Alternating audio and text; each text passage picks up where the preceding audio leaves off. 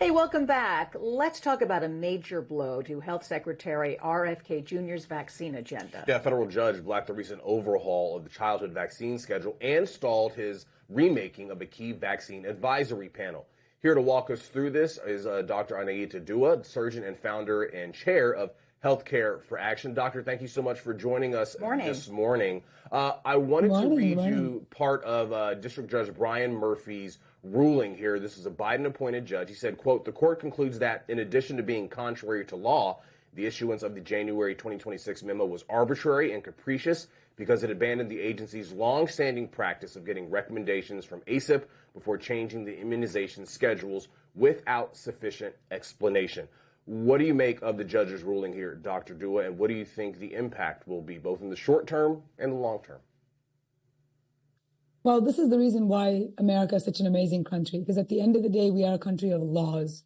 And there are some very boring administrative laws that are what keep our country safe.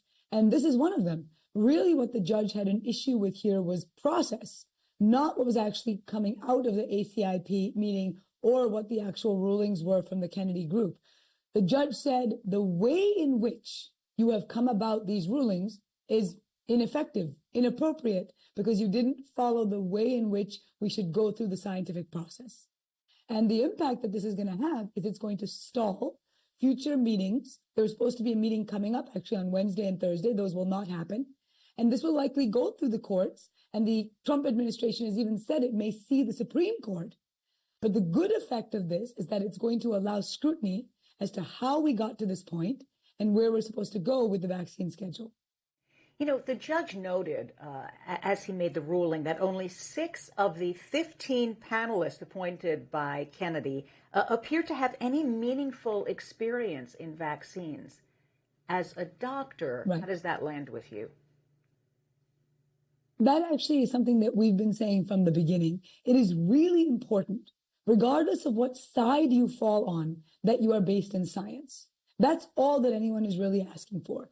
A well-balanced panel that can have a real discussion about the evidence. And the evidence, of course, is absolutely overwhelming that vaccines save lives. Unfortunately, right now, for the first time since the turn of the century, we have seen more measles cases than ever before. So we know that there's a lot of science behind this, 100 years worth, and where we should be looking. And the current committee, the one that RFK put together, did not have that experience and therefore did not have the wherewithal to tell us how we should be managing vaccines. HHS spokesperson Andrew Nixon responded to that judge's ruling, writing, HHS looks forward to this judge's decision being overturned, just like his other attempts to keep the Trump administration from governing. We know the dropped recommendations said that babies should be protected, the change in the dropped recommendations that all babies should be protected against hepatitis A, B, RSV, dengue, 2 types of bacterial meningitis. What have you been seeing? What have you been hearing from your colleagues in terms of that doctor-parent-child relationship with all the uncertainty surrounding the vaccine schedule? Well, the big thing that we've been hearing is that people have now had distrust from the medical community and distrust about what vaccines to take. And it's not that people are standing up and saying, oh, I'm not sure if my doctor is right. People are standing up and saying, I don't know what is right from the CDC side. I mean, these are institutions that we expect to be correct, and then we look to for guidance. And when there's discord in these institutions and there's uncertainty in these institutions, it basically casts a shadow across everything. So it takes a mom who's new to the job, so to speak, and already is confused about what's right and wrong and just adds to her plate, makes things more confusing. And that's what we're hearing from our colleagues. The good news is from the medical community, there's really been no shift. From the beginning, we know what the science says. We're taught it in school. We read it ourselves. We keep ourselves up to date. And so when the parents come in and they have that conversation with us, we are able to still advise them appropriately. The problem is that it's just advice. And ultimately, the parent has to make the decision. And they, too, are looking at places like the CDC. So that's really unfortunate that, unfortunately, these people are now confused about what to do next. You know, it was so interesting because government lawyers had argued that Kennedy and the committee had unreviewable, which is basically absolute authority when it comes to making vaccine policy, but none of them, or very few of them, had any foot in the medical establishment. What are people supposed to get from that? Well, basically, we're supposed to get that we have a panel of people who don't really know what they're talking about.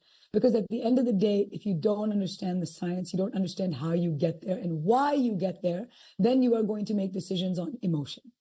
Emotion has no place in science, no place. Because the problem there is that you'll do what you feel is right, and what you feel is right can cause the death of babies, quite literally in the case of measles, as we're already seeing. There was a death again just last week from encephalitis, which is something that happens when a child gets measles and is completely preventable, completely in 2026. So when you have a panel of people who do not have the science roots, what you're going to get is basically garbage in and garbage out, because it's going to be what people feel about the process, not what people can think about it, because they don't have the facts. All right, we'll have to leave it there. We'll continue to watch this case as it plays out. Dr. Dua, thank you so much for joining us yet again. We always appreciate the insight. Good to see you. Thank you. All right, America.